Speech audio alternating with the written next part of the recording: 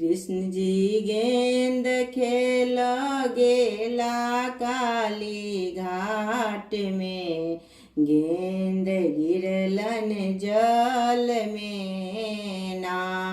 कृष्ण जी गेंद खेल गेला काली घाट में, गेंद गिरलन जल में ना। जखने गेंद गिरलन जल में, तखने कूदला छन में। जखने गेंद गिरलन जल में, तखने कूदला छन में। कृष्ण जी गेंद खेल गेला काली घाट में, गेंद गिरलन जल में।